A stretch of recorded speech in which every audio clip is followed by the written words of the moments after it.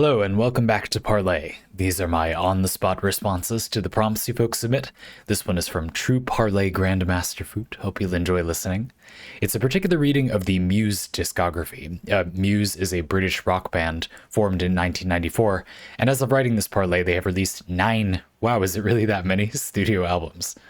I will present a particular reading of the Muse discography. I'm not here to argue that it's the correct reading. In fact, there's some evidence against that, but I do think it's an anecdote that will help us to put the second half of this sort of Parley two-sider into perspective. This is a pair of Parley, the other one will be like in a few weeks, called My Muse, the Torment Nexus, which is a badass name for a series of Parley, by the way. And basically these are about, I would say, the overarching question of these two Parley. So we're going to take 2 looks at the question: can art affect change? Can art change things in the actual world? Is art a good medium for affecting change? So this is one look at that. I think you'll see pretty quickly the way we're looking at it in this one. And then there'll be a Parley in a few weeks. You'll notice if you're following along with these, that is another way to look at My Muse, the Torment Nexus. Let us begin. You don't have to have listened to Muse. I have before. I will link a little bit of their music in the description. Mr. Fruit provided that. I skimmed through a little bit of it, and I hadn't listened to their newest stuff. So if you want some perspective, but you'll get it through context. I think this is something pretty much everybody can relate to. Muse, Mr. Foot continues, have spent a large part of their career writing revolution songs. Apocalypse Please, 3rd album. Map of the Problematique, 4th album. Knights of Sidonia, also 4th album. Supremacy, 6th album. Animals, also 6th album. These are all songs about the wrongdoings of the rich and powerful. The entirety of the 5th album, titled The Resistance, is about enacting change in our world. The 7th album, called Drones, is about the struggles of someone living in a dystopian, war-torn society. Album 8 is called Simulation Theory and can be seen as people fleeing from a horrific reality into a simulated paradise. All of these contain an explicit or implicit imperative to go out there and change the world, hence my categorization as revolution songs. A common criticism among Muse fans since the inception of the band is that Muse have gotten worse because their lyrics have become too cheesy. What they often really mean is that Muse lyrics have gotten a lot less subtle, which is hard to argue against when put that way, although I question whether that is actually a statement on their quality. We'll get back to it. In any case, one way to interpret the reason for this trend is that Muse is calling for a revolution that's not coming. And if the revolution isn't coming, then maybe it's because the message hasn't been clear enough. All this reached an absurd extreme on their 9th album, Will of the People. It opens on an emphatic anthem with all the subtlety of a sledgehammer. It contains lyrics like, "Let's push the emperors into the ocean," "We'll smash your institution to pieces," and literally just, "We need a revolution." Did you get it yet? It is then followed up by the track Compliance, a track about, well, compliance. It's the regime's cold and manipulative response to our cute little Will of the People. This track is in turn followed up by Liberation. If the first track was emphatic, then Liberation is the emotional and virtuous call to change. And it is followed by the absolutely brutal Won't Stand Down, the system's harsh and resolute response to any change from the outside. What follows that is nothing. Both calls to revolution are struck down, and the rest of the album contains personal songs as if everyone has given up. The second to last track, Euphoria, is almost like a dark inversion of the opening. The real euphoria of the opening has been replaced by something that, according to the lyrics, I need to numb all the pain. The final track is titled We Are Fucking Fucked.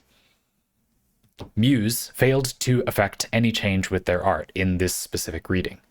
And while this specific example in reading is anecdotal, this can be applied to a wider range of extroverted artists. After all, data is just a multiplicity of the anecdotal. That's a statement. You could read it as, art has no hope of ever inspiring change on the societal level.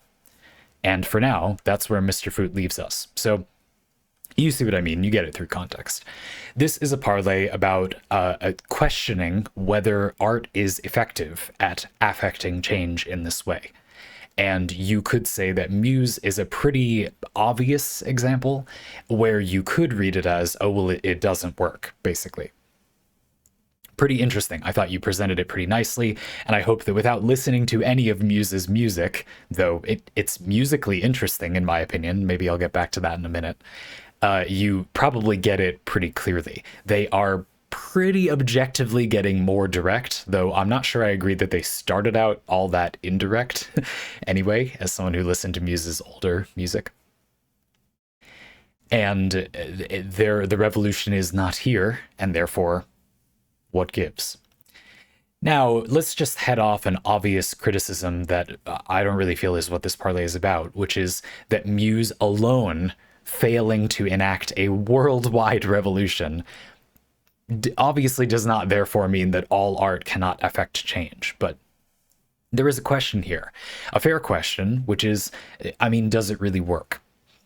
Personally, I was really struck by your claim early in the parlay that, you know, if the revolution isn't coming, maybe the message isn't clear enough. I think that's a really good place to start. So there's a lot to do in this parlay.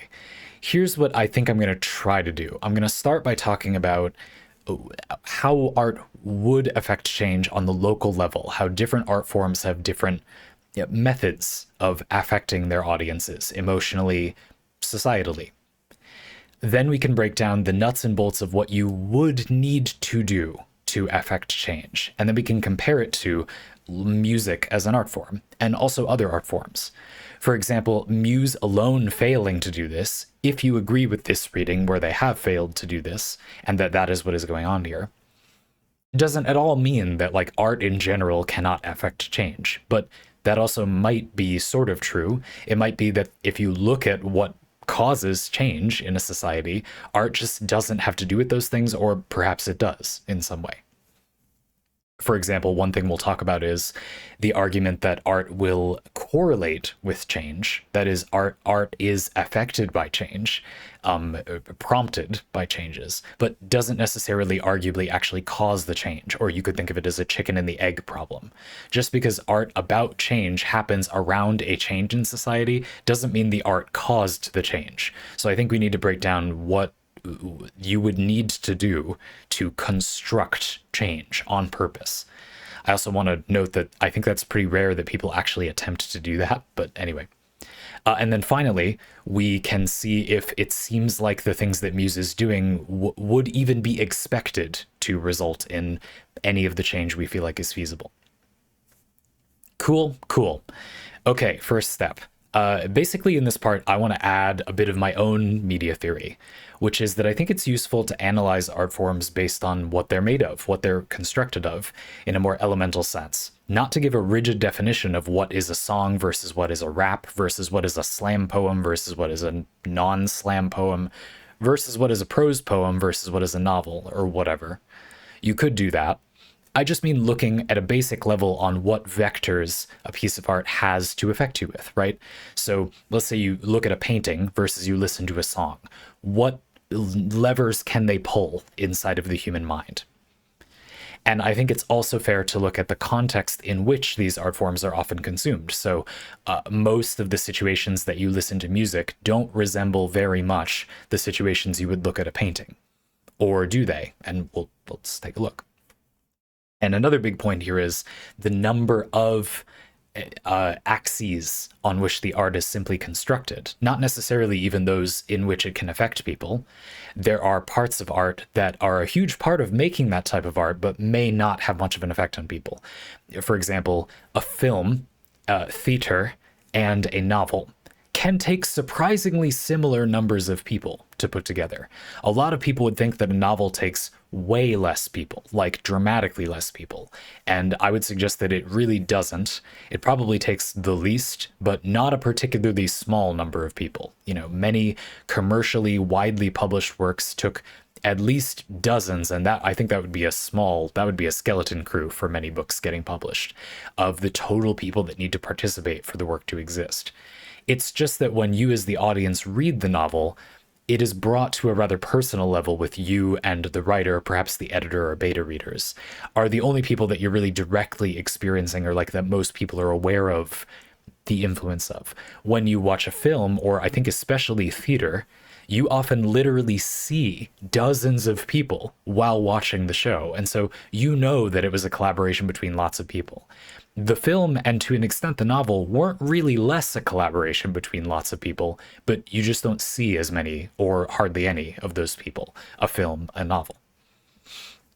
And I think this is really important.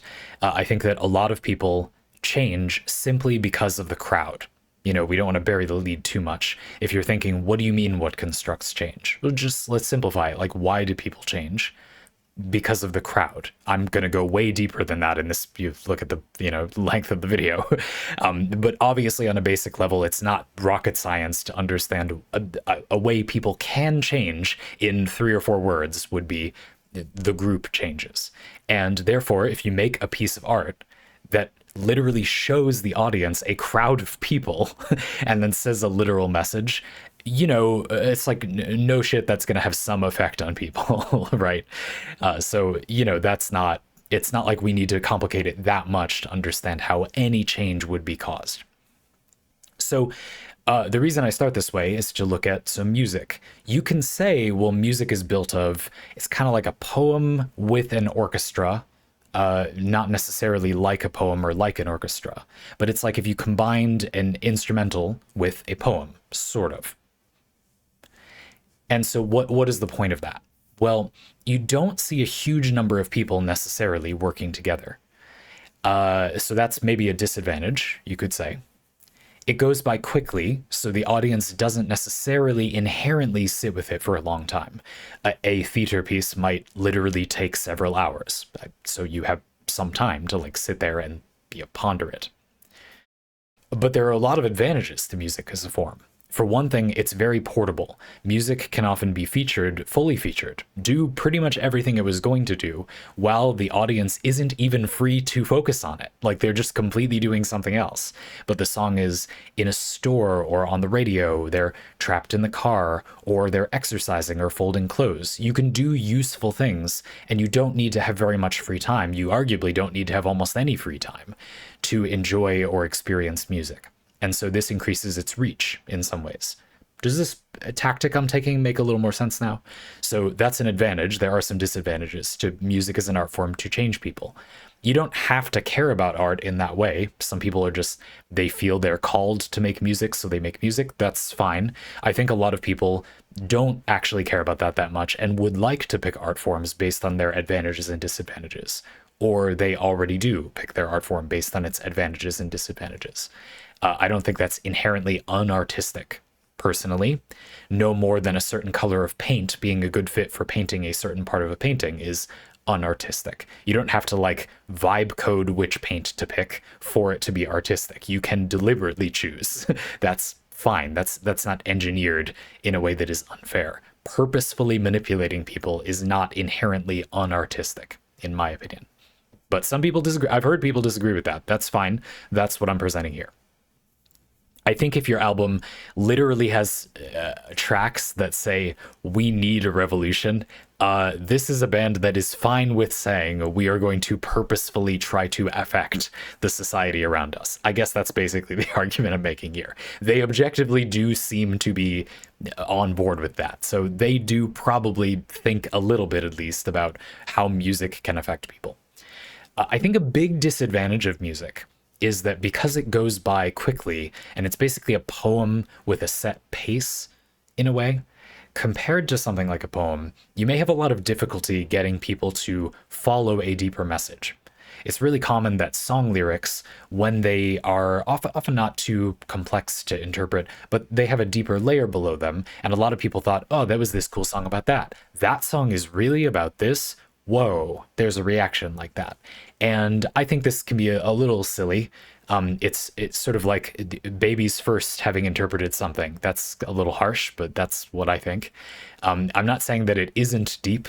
I just think a lot of people have an outsized reaction to something that, if it was in any other art form, really wouldn't feel like that intense of a meaning. and things being less accessible doesn't make them deep. Going back to Mr. Foot's comment earlier, a common criticism among Muse fans since the inception, Muse has gotten worse because their lyrics are too cheesy. What they often really mean is that they've just gotten a lot less subtle.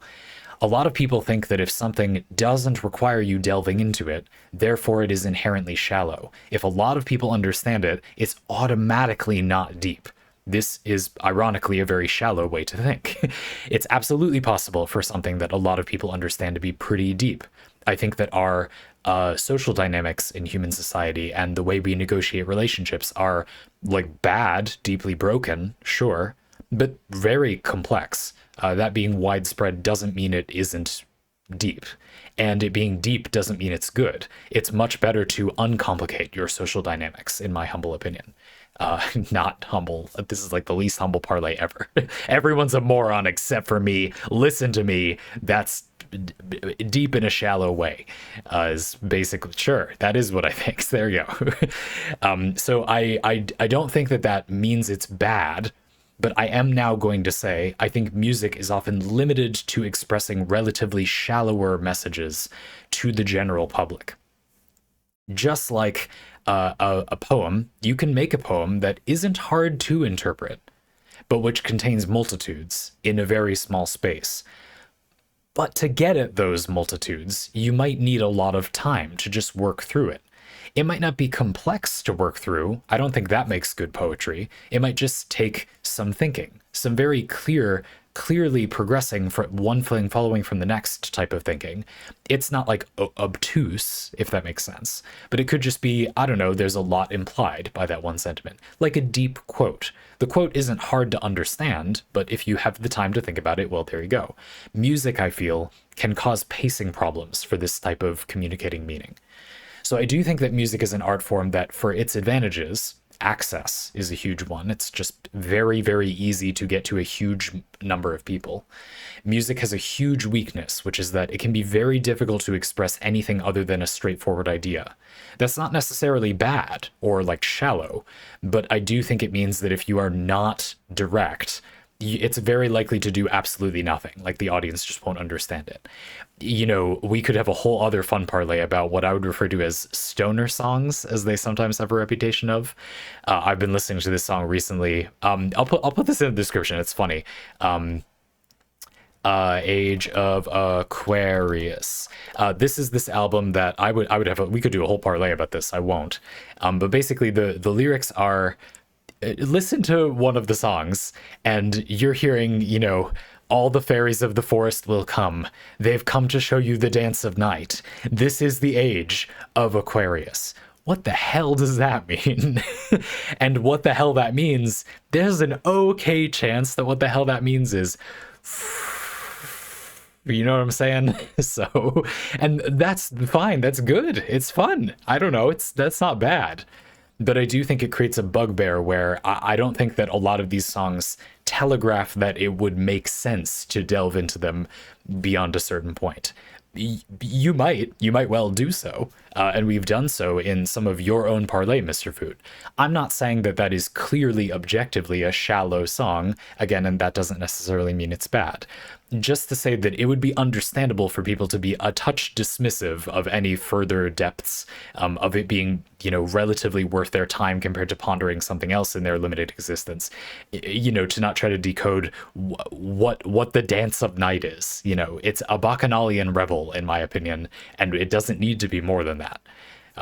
Finally, I will also just quickly add the death of the author thing. I know Mr. Foot doesn't need to hear this, but people often do this thing in criticism that I'm glad is humanity's mostly grown out of, but is very unhelpful and doesn't really do anything, where they'll say, well, but Muse said the meaning of the song is this. The band that wrote Age of Aquarius said that the meaning of the song is this. That doesn't matter. It only matters what it affects in general society, and we're talking about what is likely to be the impact on like normal people, not what would happen if you were like these people's close friend and then you heard this song. That just isn't real life. And so it's fine to be interested in that reading, but it gains no sovereignty or superiority just because it is like what the artist says the thing meant. The thing has the impact that it has. You can't just say that The effect that it has in the real world to everybody is magically wrong, though, and instead it's just this. Like, okay, but that's not how the world works in practice. Your interpretations of things are valid. It is okay to say, what I got is this, therefore I think it's reasonable to assume it means that. That's real. And saying that the official interpretation is otherwise doesn't delete that real experience that people had. So things have the effect that they have. You can't just argue that they have some secret thing that if we lived in a Platonic meditation plane, everybody would agree with. Like, okay, but that's not what we're talking about. Well, we could talk, I don't know, ask a Parley about that, but in this case, that's not what we're talking about. Some advantages and disadvantages of music as a form. And so you might argue that if we reword, one way to interpret the reason for the trend of Muse lyrics getting more blunt is that Muse is calling for a revolution that's not coming. And if the revolution isn't coming, then maybe it's because the message hasn't been clear enough. One similar but alternative way of looking at this is that Muse has optimized music as an art form to affect change. If music is going to give people a clear message, you could argue it is simply more optimal for you to try to give that message in a more blunt way, and that humanity as a whole was simply shallower in the past and thought that it was good to be deep for its own sake, complex, obtuse for its own sake, but it just mostly isn't. And so especially in music, that doesn't play to music's strengths when it influences people. You might argue music has other potential strengths. That sounds interesting, but for our purposes, I think this is worthwhile to consider. Okay, so now let's approach it from the opposite direction. You've got some window into what the strengths of music to influence people might be, and Muse does seem to be harnessing some of those, at least some of the more obvious strengths of music as a medium. There's a lot of access. It can be very easy to get a huge number of people to have time to listen to this, but you might need to be a bit blunt, even more blunt than it's often just kind of better to be anyway. You can be deep by talking about deep ideas in a clear way. Being obtuse isn't deep, and it's also not anything special to be deep. So let's go the other direction now. What constructs change in a society? This part sounds hard, so I purposefully didn't prepare that much because I feel it's the kind of thing that if I do it, I will be able to give you an answer. I think it's not going to be that bad. I think so. I think about this all the time. It should be fine, right? So I purposefully did not write this part of the show notes. I wrote the part before and the part after, but then this part, I just didn't write myself any notes in the 2 minutes that I prepare for these Parley. So let's just do that. Let's do it. It'll be fine. What needs to be true for people to change? Okay. It might be helpful to start by thinking about why people don't already change. After all, I think it's pretty obvious to anybody who lives in the world around us right now that it is not in a good place currently. Locally, it's not a good place. Is the trend good? That's outside the scope of this Parley, in my opinion. I do actually have a recent Parley. Someone just happens to have asked about whether the world is actually getting better, basically, in some broad way. But on a local level, I think we can agree that year to year, it's not. Currently, things are getting worse locally. In a 20, 30 year sense, I don't know, I wouldn't be surprised if this ends up being surprisingly good in a medium amount of time, but again, outside the scope of this Parley. Or maybe it isn't. You might argue that's what they're aiming for, but I don't think so. Calling for a revolution now doesn't seem like let's push the embers into the ocean now, doesn't seem like in 30 years this will be good. It seems like this year it's bad, which I wholeheartedly agree with. Probably everybody does. The reason I bring this up is because it clearly doesn't just need to be clear. That's obviously one requirement. It needs to be evident that it would be better if things were different somehow. But it almost universally already is when things are bad enough that you would be this blunt about asking for a revolution. So we'll get back to this one. But I mean, an obvious starting point, it needs to be clear that there is a problem. A less obvious one, it also needs to be clear that there is a solution. And I think this is one where it would be pretty difficult to do that in a piece of music. What are you going to do? Suggest legislation? You could, maybe. You could write a song about better voting systems. It's not that complicated. Almost anything would be better than what, like, I live in the United States. Almost anything would be better than what we currently do here. So I guess you could do that, but you see what I'm trying to say. Going a little further, a detail that's required is a nuanced understanding of the actual problem, or you might say the source of the problem. Not just do this to change things, but also would that change things? Like what is the level below problem? So for example, in the United States, one of the bad things about the voting system that we use is that it is a kind of winner take all situation. If you vote, because you only get one vote, you can't say things like, okay, I want to vote for this candidate. This is the candidate I objectively support the most. But because I know that they are very unlikely to win, I don't want to vote for them because it makes it more likely my vote will be wasted. If I took it as a given that they would use, I would have given my vote to this other candidate. And there is a method of voting, a single transferable vote, it's called. Anyway, whatever, where it works like that. You can simply rank candidates. And if a candidate you vote for higher up simply isn't even close to getting a critical mass of votes, there's a system by which those votes are removed and you get your second choice that is fair for everybody voting, and this privileges people to vote for people they actually support. This also allows for a third-party candidate in the United States monolithic two-party system to gain votes that demonstrate that people did like that platform, even if they fail, which is important for their future political career. It has a variety of benefits, really, and it's extremely easy to do. You literally just rank the candidates. Rather than checking this box or that one, you just write 1, 2, 3, etc. And you can mathematically process how the votes are redistributed. That's not really that complicated in the 21st century. That would be straightforward, sure. But why does that solve an issue we have, basically? You might not agree that it does, but just in this example. Yes, you could probably describe that in a song, and you probably don't need to do that first step, which is make it clear there is a problem in the song. But can you make it clear why that would be a solution in a song? I can easily see a simplified enough version of describing a single transferable vote as being, and by the way, I'm sorry if technically that isn't the right term for that, but I've explained what I meant, so hopefully you see that. Would you have an easy time explaining what you meant in the context of a song, what you really meant, not just saying, like, people should vote for who they care about? Well, that could make the situation worse if we don't have a single transferable vote. That will make whatever party is more open-minded get less votes, even though it's almost certainly better for society. So that on its own, that is not a solution. You can't just say the solution. We also need, it's variable how nuanced of a version of the solution, but sufficient nuance to make the solution not make things worse, as simplified solutions often do. And I think this is pretty difficult in a song. So that's something. To give a counterexample, you might look at something like, I don't know, this doesn't sound all that exciting, but you could imagine a film, or I think a video game could pretty easily show the benefit of this type of voting.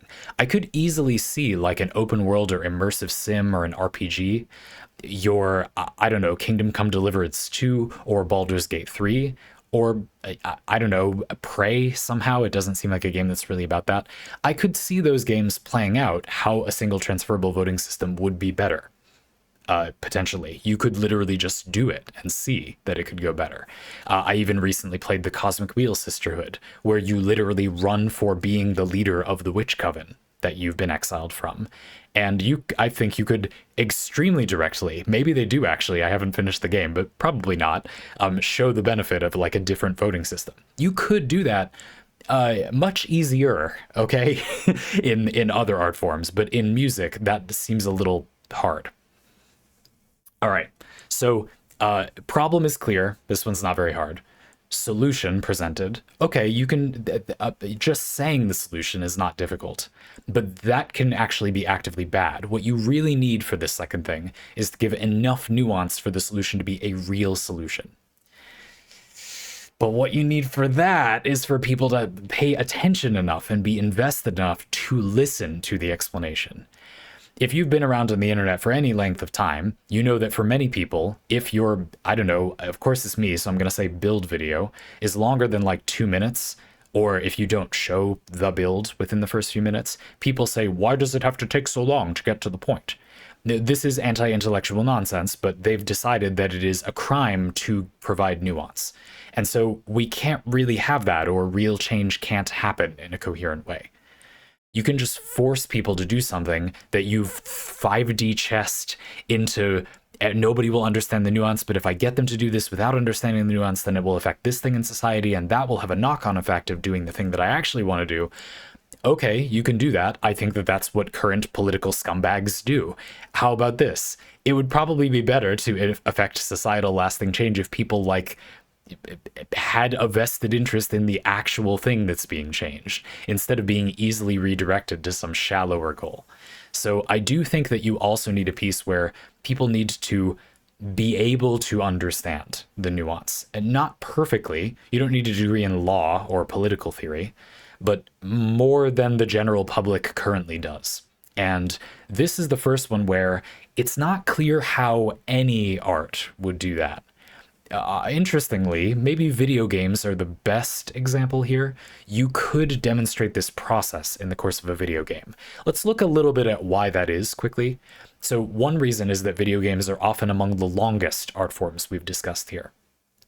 This is interesting to think about. What are humanity's longest stories? Almost all of them are video games or like long series of novels. It might, in some cases, be an extremely long film series, though almost all connected films that I can think of are arguably not actually sequels to each other, like it's not really a single story. Another example that comes to mind are actual plays. These are videos on YouTube or whatever of people playing a tabletop role-playing game like D&D, where they just show you them playing the entire game. The most famous one, I would argue, being Critical Role. And some of the Critical Role campaigns are 4 hours a week for several years. So what is that? 50 times 4, so 200. So like close to 1,000 hours, basically, would be a quick estimate. That's ridiculously long. You could demonstrate basically anything in that amount of time. That's longer than some parts of some people's actual lives. So obviously you could demonstrate it in that form. But again, there's an access issue where very few people actually have time to like watch and listen through that. Thankfully, Critical Role, I think, can be mostly enjoyed on a second screen or as audio if you have the ability to quickly check in with the video. So that does increase its access, but the raw length is such that it's pretty difficult to even be a person, a constantly changing person in the world, who actually likes Critical Role for long enough of a beat in your life to finish a season of Critical Role. It's hard to just be a person that is similar enough to appreciate all of a season of Critical Role without like you just moving on in your life. So that, you know, the length has a cap, if you see what I mean. I do think it's fair to say on an abstract level that there's a maximum length of thought that art is likely to ever be able to communicate. Though that length is very, very long, there might still be complicated enough societal consequences that you might almost never be able to communicate them with art. Because even if you somehow made an art piece that was coherent and consistently good enough and consistently said the thing you want to say, it would become so long that people would not be able to consume it or experience it in a coherent way as a single appreciable personality. So yeah, maybe that isn't a huge issue here, but there is some limit. Obviously, the reason I'm bringing this up is that music has this problem like times 1,000. You know, it's very, very hard to get a song to be broadly popular beyond a certain length. And examples I can think of, like, Dream Theater, for example, often makes these like 10, 12, 15-minute songs that are often sort of a story, like vaguely story music. This is a very fun little corner of music if you are not acquainted. I think that's sort of cool. But a lot of the time they use elements of being an orchestral or an instrumental piece. They often do not have lyrics all the way through, which I think is a really good choice for their style. Dream Theater, it's a good word for what they're doing. This may not be something you like. I'm not the hugest fan of actually watching Critical Role either, but these are just examples of art forms that are trying to have enough length that they can say a thing of significant complexity, and it does require a lot of work. Like that's not straightforward to do. There's also very few other bands that make songs of that length that are actually popular. You know, Dream Theater is like pretty broadly popular, and this matters because a few people being the only people who appreciate and change a part of society probably is not going to change the world in most cases, unless you abuse power and take it over, in which case you're arguably causing as much damage as any arguable benefit you provide. And almost everyone historically who has done that pretty much just does damage. You know, it doesn't really try to make the world better in any meaningful way. They pretty directly try to make it worse. So I don't think that is likely to work well. That's not a great answer, but can music do that? It feels wrong to say no. It does seem like a pretty big weakness of music. Now, this is one, people being able to appreciate the nuance, where the music doesn't necessarily have to do it itself. We don't need the music to be able to do literally every single step that I'm going to lay out. We just need it to be able to do enough of them that there is a point to trying to change things with music. If it literally only says the surface level thing that needs to change, and not like what to change it to, nuance to change it to, people appreciating that nuance, etc., that just isn't of significant value, even if it could arguably trigger a change. It just isn't meaningfully actually driving that change. It needs to be all but set up already by some other art that is more capable of setting up such change. And then I would say it's not really fair to attribute the change to the music just because other people might do so or history might do so. That doesn't make it a good idea if you want to change the world to go make music to change it. Well, I mean, we'll see. But so far it's looking a little iffy. One of the biggest things it seems that people need is a more nuanced look at the solution, not really like a statement of the problem. I do think there's something that these songs are doing really well. When you have a song that's really popular that says we need a revolution, something you're doing is telegraphing to the general public that we, as people kind of wrongly but generally perceive it, we think this is bad. You are not alone in thinking this is bad. If you think this is the breaking point and we need to change something, well, so do we, they're saying. This has significant impact. I think this is one of the biggest benefits of music like this. Just the presumption that this isn't normal, that the bad thing happening to you isn't normal. Yeah, it shouldn't be this way. That's bad. Is significant. I think that is a significant benefit. So noting that while we're here. I have another one, which is that there be an ongoing desire for change. That is that the motivation for change is beyond a certain level of surface level. So in other words, if people are just bored and change with the times and get sick of something and then they want change, the problem with that is that that's just the next thing. You're just kicking the can down the road. For real change, you need to create at least an enduring enough motivation to do more than just a beat in human society. You need to start more than a trend. I'm not sure what you want to call it. An epoch, an epic, I think it's pronounced, E-P-O-C-H, an epic. A sort of ideological age in society, a renaissance, if you like. I don't know. Ew. You're a renaissance. So it doesn't need to be that you change human thinking forever, although things have done that before. Things like the internet or smartphones or, I don't know, the nuclear weapons or the atomic bomb. These are things that more or less permanently changed the human frame of reference. You can do this, and some of these things might be called art. Please don't call some of them art, but, for others of them, okay. I mean, you could see how art could do that in a way. I think that Pokemon Go has an argument for it's not that it itself is that good of a game, but happened to be the breakout game that made people think of video games in a different way than they had previously. And currently, I think that video games are having a moment where people are thinking of them as being like the default human entertainment rather than like a niche thing, or even before that, like a thing for nerds or whatever that meant. It is now much more accurately identified as just being like the ultimate entertainment of humankind in some form, along with, I would say, like film or television is also another example of this. These are pretty enduring, epic defining, again, not like EPIC, but like EPOCH, an age defining, a paradigm defining, maybe, way of human thought. Can you do this with art? Yeah, for sure. I think most of them were art, actually. Although a lot of them were arguably more an art form than a piece of art, or it arguably was the piece of art, Pokemon Go, the individual thing, but the piece of art itself is the details don't matter that much, and it's more the art form it popularized. Even though the company that makes Pokemon Go did make an augmented reality game that you play in a similar way before this, it was the addition of the Pokemon franchise that made this recognizable. And the phenomenon that human beings often don't actually think about what the thing is. They have this misguided idea that they like things because of what they are called, what they are, not how they are that thing. And so they tried the game because it has the word Pokemon on it, when the good things about it, if you agree there are any, obviously don't particularly require Pokemon. Although I do think it's a good fit for the fantasy, right? Pokemon is you go out on an adventure and you catch Pokemon in the wild. So an augmented reality game is a good fit, but there would be other good fits. Like it obviously didn't really need to be that. I would argue that one is still more inventing the art form or popularizing the art form, innovating the art form, rather than like the specific piece of art. And is making an art form or refining an art form art? Well, it's certainly not the same thing as being a British rock band.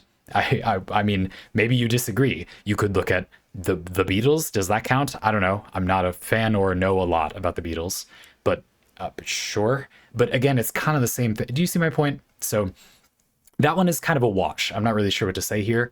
Can art do that? I'm going to say more yes than no. How about that for this one? Anything else? It's clear there's a problem. That one's pretty easy. Present a solution. That one's not too hard, and music can definitely do that. That is the one that Muse has unarguably done. They said what they think would be a solution. Literally, with no further detail, let's push the emperors into the ocean. Okay, but the problem is, number 3, you need to give enough nuance that it is actually a solution and not just counterproductive or like so local that it doesn't really matter. Assassinating somebody is not enough to affect the change that is being asked for here, even though if you listen to only the letter of the statement of the solution, it sounds like it would be, but it would not be, according to me anyway. I think most of you probably agree. That would obviously just replace the figurehead at the bad political movement's head.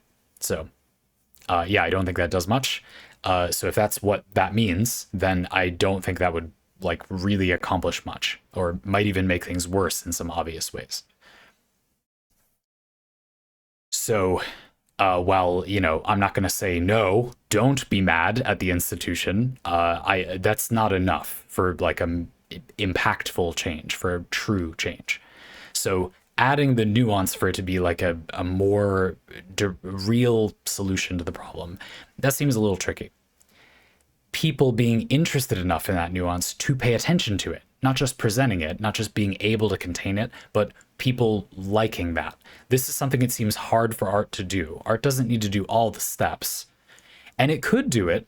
I think it's absolutely true, as with the, I don't know, Pokemon Go example, that sometimes a local piece of art has the knock-on, secondary but pretty direct effect of making people more interested in a form of art, and that form of art does new things to society.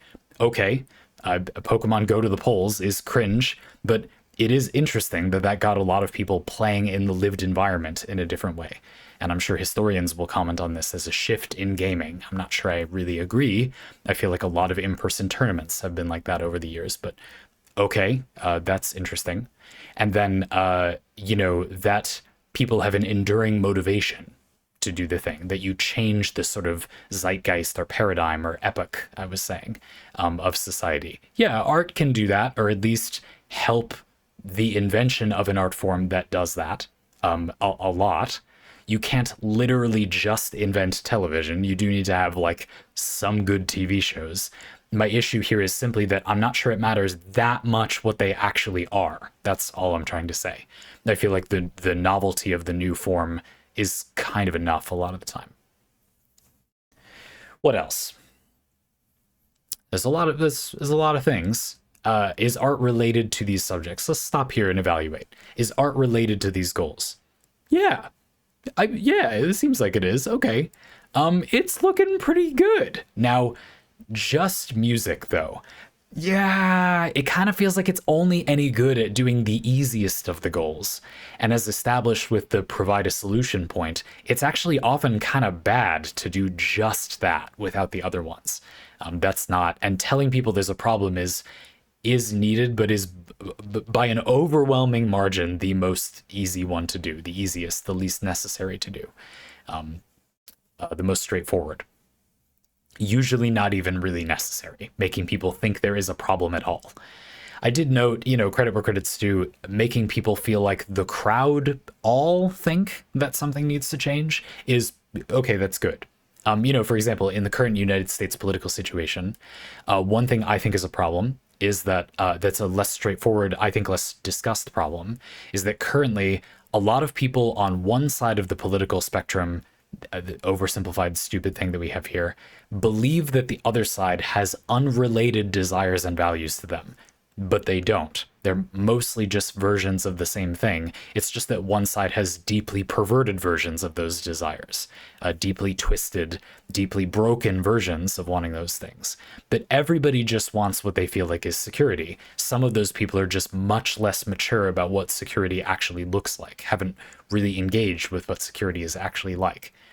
If you could adequately demonstrate that those people kind of agree overall and are just working toward the same goal from awkward ways. For example, a statistic I heard is that a lot of people who voted one way or another in previous US elections reported in pre and post poll, estimates. They reported when asked before and after voting that they didn't want to vote for who they did vote for when they actually voted. In other words, a lot of the people who voted for whoever they voted for actually didn't want to do that. They just felt like for whatever reason they perceived themselves having no choice. I feel this is very relevant because it would be much better for people to be united than divided about these subjects. And they kind of are, they just don't really see it that way. And this is a thing that I think music can do kind of effectively to an extent, provide that perspective, a sort of neutral or middle of the road perspective. I would gather that an okay amount of people on both sides of the political spectrum agree with the message, we need a revolution, or let's push the emperors into the ocean. If you're thinking, well, the Republican Party voted in this guy, and isn't that the same thing? Well, a well-documented reason they did that is because they didn't like the existing archetype of a politician, and they felt like this was something different. Was that a good idea?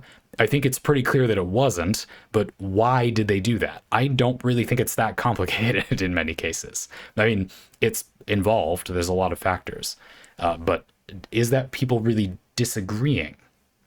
Could music highlight this false disagreement? Maybe. That's interesting. And music is something that often goes beyond. Music is always being called a universal language. I'm not sure people have often thought as much as it would be beneficial about what that means or could do. And I do not really agree that this is something that is that cross-cultural. I don't think it is. I think timbres and cadences in different speech, in different languages, in different parts of the world, in different cultures are actually not that similar. And therefore the instrumental part of music actually isn't that cross-cultural. Sometimes it is, a lot of the time it's not. And the verbiage of the music is still something you need to locally understand. I don't really agree about that, but it is still universal in a relative sense. Other art might be very locked in its cultural context. Hollywood versus Bollywood comes to mind, whereas music maybe doesn't have as much difficulty sometimes. And there have been, globally popular songs before. Gangnam Style is what floated into my head. I don't know. So sure, or like K-pop is another reasonable example. Definitely culturally different than a lot of the music around me where I live, but it's something that a lot of people here like for one reason or another. So clearly there's some crossover. And obviously, English, the language that Muse is writing songs in, is a broad popular language globally. And so as one of the languages that maybe a lot of people will speak, sure, I suppose that is, again, another access advantage for music. So if people who disagree would be united by something, a song isn't a terrible idea for a candidate for that. Does music have no hope of ever inspiring change on the societal level? No, I wouldn't say that's really true at all, actually. Is this a way to do it? No. It's not that blunt is bad. That's probably a better synergistic use of song as a form to affect change. But is that enough? No. I think you might need to go beyond. And I would need to listen to more music from Muse to say whether I feel like they are or aren't doing that, and it is or isn't falling on, is deaf ears too pointed of a thing to say? Looking forward to the next one of these. Again, we have a B-side that will be about, well, another look at how art may or may not affect change in the world. My muse, the Torment Nexus, will continue with the B-side in a few weeks. So look forward to it if you're interested. I'll put something in the title to indicate that somehow as best I can, or make the thumbnail similar or something. I'll try to do something to indicate that. But it won't be too long. Mr. Fruit, what an interesting parlay. I hope you enjoyed how I decided to tackle it. I tried to break down the idea of advantages and disadvantages in art forms, and then what some of the things, I don't think we did a complete job, but I don't think that was too bad, of constructing what you would need to do to get people to change. We didn't talk as much about things like societal pressures. You know, people need enough time to be able to think about these things. I kind of addressed that with, well, the music as an access thing where it can be kind of easy to find time to listen to music, maybe not as easy to watch like a whole TV show. Sure, but it obviously goes deeper than that. People need to have jobs that don't crush them in such a way that they don't feel like thinking about this stuff. It also needs to be clear to people that thinking about things may not crush your energy out of you, even though it feels like it does at first. That initial hump of difficulty with engaging with a new subject is normal and universal and does not mean that you don't like it or that it is exhausting to you. That's just a normal thing that is always there. That would be like thinking that because your car goes over a speed bump, you aren't even allowed to speed up when you go past that speed bump. Don't speed when there's speed bumps around, but it doesn't mean that you like can never go beyond that speed or that the car isn't meant to go that speed. It's just a speed bump. This thing is here. It's okay for the car to drive a different speed elsewhere, obviously, but a lot of people feel that bump and go, oh, so it's bad to go at that speed. Like, no, I understand why people would feel that way, but no. And this does seem like a problem that's a little more outside the scope of a lot of art. Although, again, video games, I'm gonna say it, build systems can be an interesting tool to show people that play can include work or analysis, and that can be fun. I think that it is more effective at showing people that can be fun when it is more involved, more guided. And I don't think music is an art form that is that good at guiding the audience through these experiences. Although tone and the rising and falling noise level or arpeggiation of a piece of music is something that can indicate or telegraph to the audience, hey, this is meant to be good or bad of a statement. If you say something controversial, but there's a dissonant tone in that part, a lot of people understand, due to their experience with hearing human speech, that you didn't mean that seriously. So music is not incapable of that either, but I do think that is a whole other can of fish that we maybe is outside the scope of this parlay. What an interesting one. Looking forward to the second half. If you want to get your own parlay like this, you can do that using a link in the description. And I know a lot of you just pay to support the show, so I really appreciate that. Thanks for your support. Looking forward to the next one.